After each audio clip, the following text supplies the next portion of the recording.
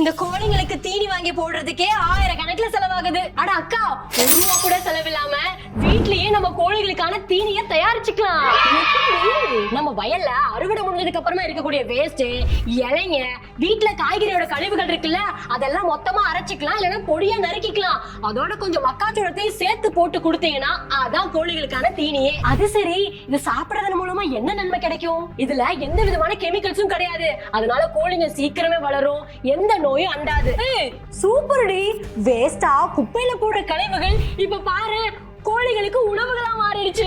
அது மட்டும் இல்லக்கா, என்கிட்ட கோழி பண்ணை வைக்கிறதுக்கான சூப்பரான ஐடியா இருக்கு.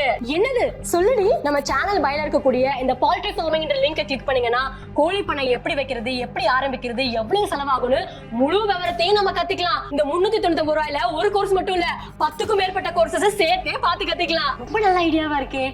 நான் போய் என்னன்னு செக் பண்ணி பாக்குறேன்.